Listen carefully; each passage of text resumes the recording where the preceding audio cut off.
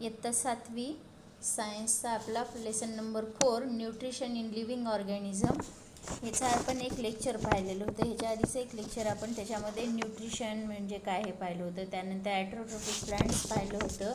त्यानंतर transport system in plants इथपर्यंत आपण सगळं पाहिलेलं होतं. तर त्याच्यामध्ये आपण फोटोसिंथेसिस म्हणजे काय किंवा डायजेस्टेड मॅक्रोन्यूट्रियंट्स मायक्रोन्यूट्रियंट्स हेटरोट्रॉपिक न्यूट्रियंट्स हे पाहिलेलं होतं.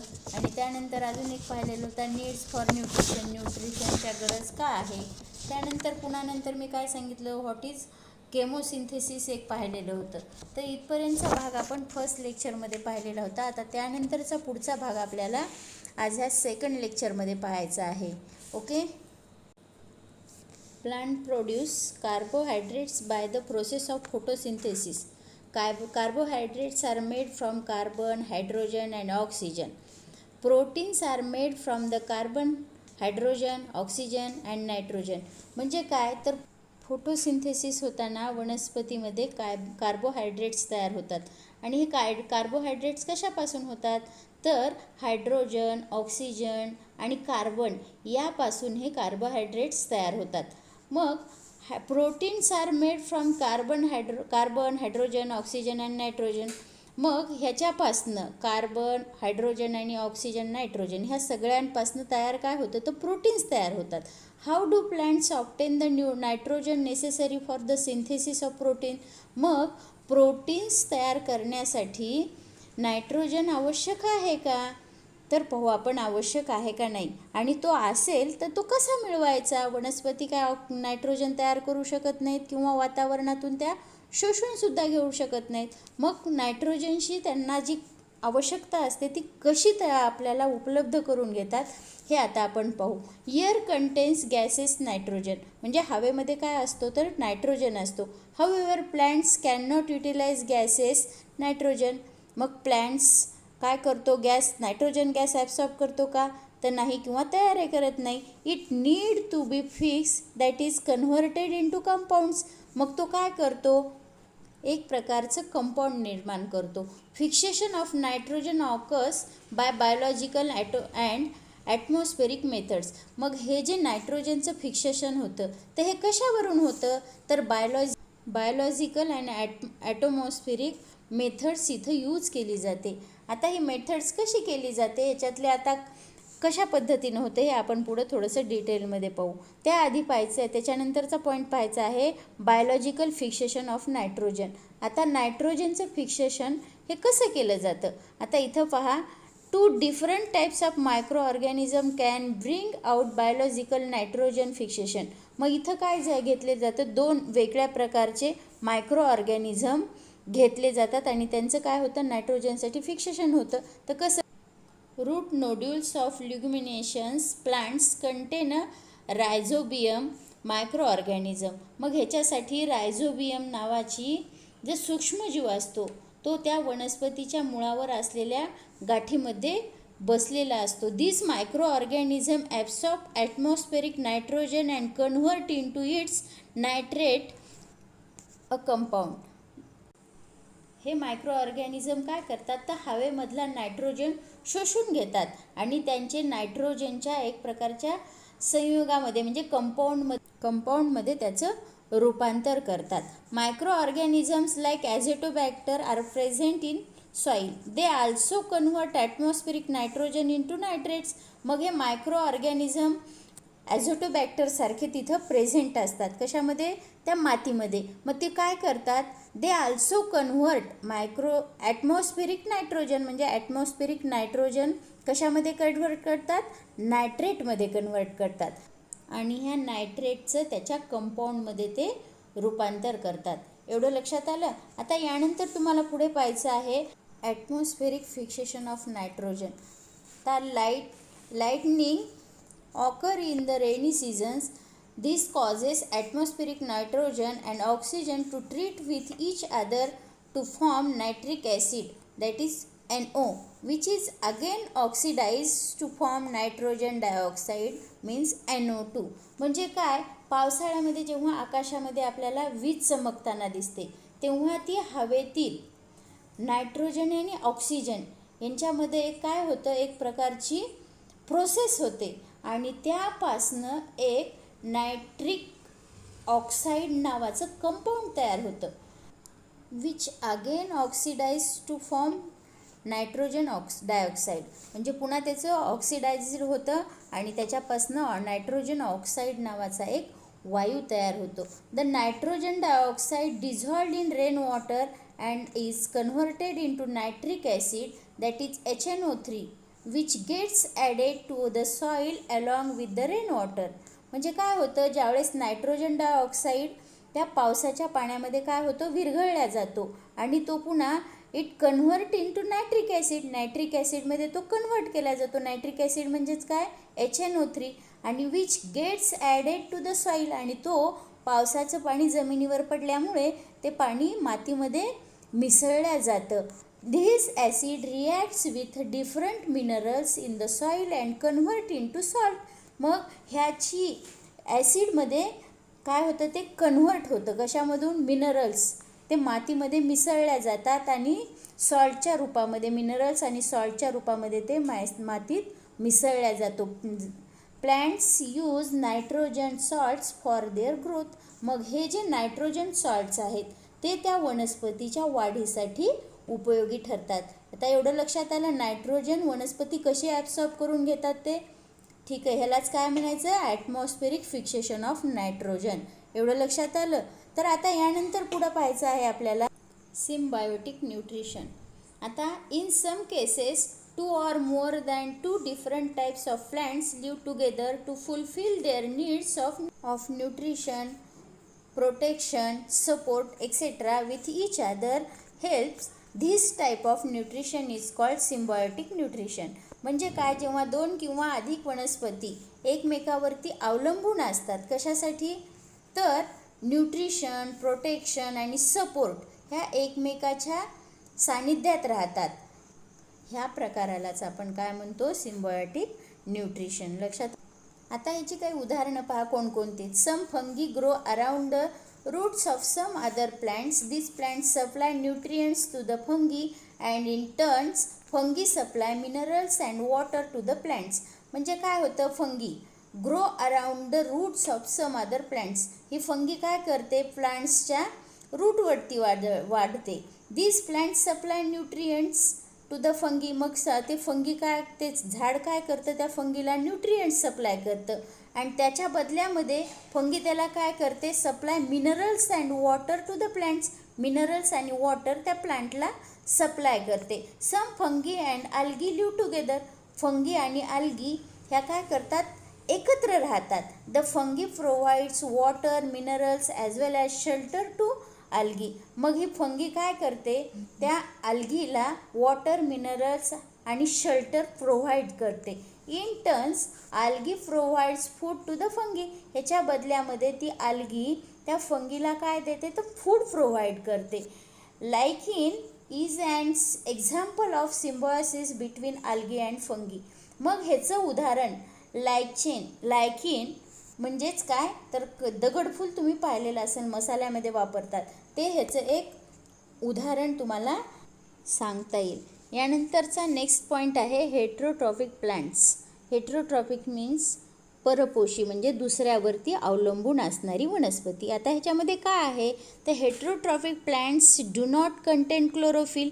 ह्या हेट्रोट्रॉफिक प्लांट्समध्ये क्लोरोफिल प्रेझेंट नसतं. How do the heterotrophic plants live. मग ही कशी वाढत असतील, कशी जगत असतील. From where do they get food. मग ही जी वनस्पती आहे ही अन्न कशी कुठून तयार करत असेल, तर आता इथं आपण पाहू. Have you seen a yellow wire like leafless climber plant growing on the big tree. तुम्ही झाडावरती, म्हणजे मोठ्या मोठ्या झाडावरती येलो कलरची वायर, म्हणजे वायरसारखी एखादी स्प्रिंग पाहिलेली असेल, लीफलेस, त्याला लीफ नाही, तर ही जी वनस्पती आहे ती झाडावरती चढताना तुम्ही वाढताना पाहिलेली. What is it's name. म्हणजे त्या जी वनस्पती आहे तिचं नाव काय आहे माहीत आहे तुम्हाला. The plants that grow on the body of other plants to obtain food are called parasitic plants. For example loranthus, cactus etcetera. मग ही जी आहेत ह्याला काय म्हणायचं, तर जी वनस्पती दुसऱ्या झाडावरती काय होते, आपल्याला अन्न मिळवण्यासाठी दुसऱ्या झाडावरती अवलंबून असते, अशा झाडाला काय म्हणायचं, पॅरासिटिक प्लांट्स म्हणायचं. म्हणजे ह्याचं जे एक्झाम्पल आहे ते आहे कॅक्टस आणि लॅरॅन्थस. ही जी एक्झाम्पल आहे ती ह्याची आहेत. Due to the absence of chlorophyll the cactus is completely depends on the host plant. म्हणजे क्लोरोफिलच्या ॲब्सेंटमध्ये सुद्धा कॅक्टस नावाची जी वनस्पती आहे ती कम्प्लिटली डिपेंड्स असते, ती त्या झाडावरती ज्या झाडावर वाढते त्या झाडावरती ती पूर्ण अवलंबून असते. Hence it is said to be completely parasitic plant. म्हणून तिला काय म्हणतो, कम्प्लिटली पॅरासिटिक प्लांट असं म्हणतो आपण. Which part of the loranthus plants carries out photosynthesis. हे जे लॅरॅन्थस प्लांट आहे हे फोटोसिंथेसिस कसं करत असेल, तर ह्या ज्या लॅरॅन्थस प्लांट्सला काय असतात, green leaves carry out the photosynthesis is loranthus plants. म्हणजे ह्याच्यामध्ये जी हिरव्या रंगाची पानं असतात त्यामुळे तेथे फोटोसिंथेसिस ही प्रोसेस घडून येते. From where do they obtain minerals and water. मग हे मिनरल्स आणि वॉटर कशापासून मिळवतात, they absorb water and minerals directly from the host tree. म्हणजे त्या ज्या झाडावरती ते वाढतात त्याच झाडाकडनं ते वॉटर आणि मिनरल्स काय करतात, ॲब्सॉर्ब करून घेतात. Why is loranthus known as partially parasitic plant. मग ह्याला असं का म्हणायचं की पार्शली पॅरासिटिक प्लांट, तर तो काय करतो, loranthus is known as a partially parasitic plant because although it takes water and minerals from the host tree, it makes its own food by the process of photosynthesis. म्हणजे तो काय करतो, ज्या झाडाच्या सानिध्यात वाढतो त्या झाडाकडनं काय करतो, वॉटर आणि मिनरल्स ॲब्सॉर्ब करून घेतो आणि तो त्याचं अन्न तयार करतो. यामुळे त्याला काय म्हणलो, पार्शियली पॅरासिटिक प्लांट. एवढं लक्षात आलं. त्यानंतर आता पुढचा पॉईंट पाहायचा आहे आपल्याला, इन्सेक्टिव्हरस प्लांट्स. आता हे इन्सेक्टिव्हरस प्लांट्स काय आहे, तर आता पाहू आपण. We have seen how many plants feed upon insect to obtain nutrients. These insectivorous plants generally grow in the soil or water deficient in nitrogen compound. काही वनस्पती काय करतात की कीटकांना भक्ष्य करतात, त्यांचं भक्षण करतात आणि त्यांच्या शरीरापासून जे अन्न घटक मिळतात ते आपल्या कशासाठी, शरीराच्या वाढीसाठी ते वापरतात. हे आपण मागच्या वर्षी शिकलेलो आहेत. तर ह्या ज्या वनस्पती आहेत ह्या प्रामुख्याने काय करतात, नायट्रोजन कंपाऊंड कमतरता असलेल्या भागामध्ये ह्या वनस्पती काय होतात, वाढतात. The plant body of the drosera burmannii has a flower like appearance. It grows close to the ground. Its leaves are attractively pink or red in color with hairs at the margin. Droplets of the sticky substance found at the tip of the hairs attract insects. The scientist Johannes Burman identified these plants in Sri Lanka in 1737. Hence the plant is named after him. म्हणजे 1737 मध्ये बर्मन या शास्त्रज्ञानं काय केलं, वनस्पतीचा शोध लावला. वनस्पती काय करते, तर कीटकांना ज्या ठिकाणी नायट्रोजन कंपाऊंडचा कमतरता असते अशा ठिकाणी ही वनस्पती जमिनीवर किंवा पाण्यात वाढते. तर ही वनस्पती काय आहे, कीटकांना खाते. मग ह्या कीटकांना खाण्याच्या ह्याच्यामुळे तिच्या वनस्पतीची रचना एखाद्या फुलासारखी झालेली आहे. तर काय करतात, ही वनस्पती जमिनीवर वाढते आणि तिची पान कशी आहेत, ॲट्रॅक्टिव्ह आहेत, पिंक कलरची असतात किंवा लाल रंगाची असतात आणि त्यांच्या ज्या कडा आहेत त्या कडांना काय आहे, बारीक बारीक अशी हेअर्स असतात आणि त्या हेअर्समुळं, त्या रंगामुळं कीटक काय होतात, त्याच्याकडे ॲट्रॅक्ट होतात आणि त्याच्यावर एक बारीक प्रकारचा असा चिकटसा द्रव असतो. त्या द्रवाला ते कीटक काय होतात, चिटकतात आणि मग ती वनस्पती त्या कीटकांना काय करते, खाऊन टाकते. त्यानंतर नेक्स्ट पाहायचं आहे सॅप्रोफिटिक प्लांट्स.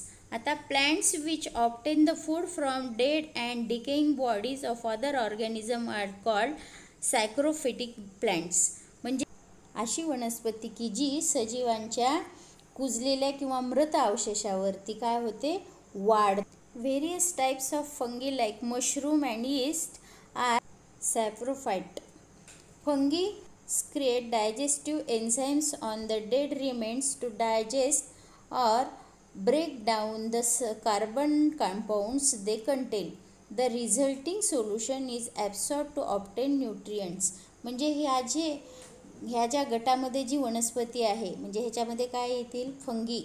ही काय होते, जे मेलेली, कुजलेली किंवा मेलेली वनस्पती आहे त्याच्यावरती ही वाढतात आणि ते वाढत असताना त्यामध्ये जो रस असतो त्याच्यामध्ये जे डायजेस्टिव्ह एन्झाईम असतं ते काय करतात, शोषून घेतात आणि त्याचं काय होतात, कार्बन कंपाऊंड्समध्ये ते कन्व्हर्ट करतात.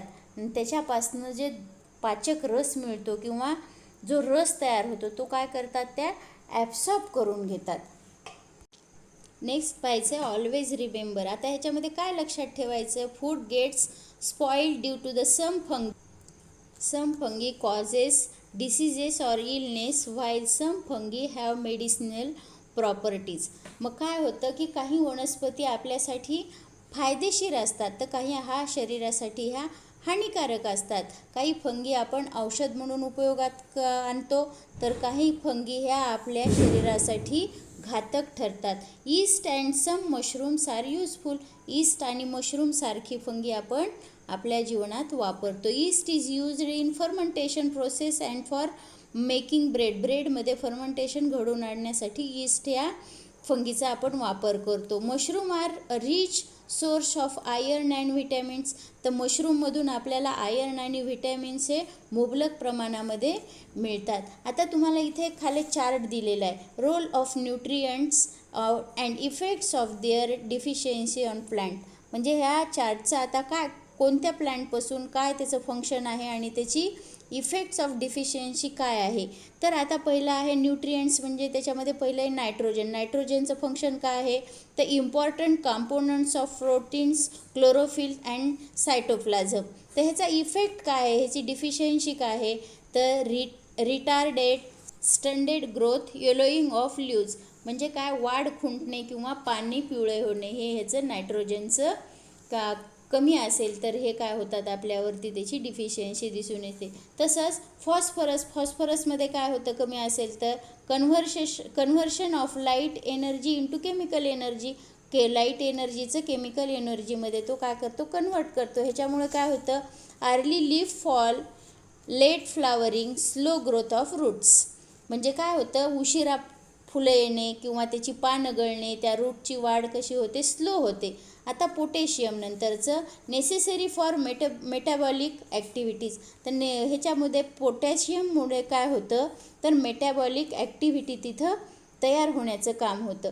त्याच्यामुळे त्याच्या जर कमतरता झाली, त्याची डिफिशियन्सी झाली तर काय होतं, weak stem, wilting of leaves, failure to produce carbohydrates. त्यानंतर मॅग्नेशियमचं पहा, आयर्नचं पहा, मॅग्नेशियस पहा आणि झिंक. हे जे सगळं आहे हा चार्ट तुम्ही एकदा व्यवस्थित वाचा आणि हे काय करा, लिहून काढा, म्हणजे तुमच्या लक्षामध्ये येईल. इथं आता हा आपला सेकंड लेक्चर मी थांबवते. यानंतरचं आपल्याला पुढच्या लेक्चरमध्ये पाहायचं आहे न्यूट्रिशन इन ॲनिमल्स. आता ॲनिमल्समध्ये काय काय आवश्यकता असते, त्याची वाढ कशी होते, त्याच्यासाठी कोणत्या घटकाची आवश्यकता असते, तो अन्न तयार कसा करतो, ह्याबद्दलची माहिती आपण पुढच्या लेक्चरमध्ये घेऊ. ओके.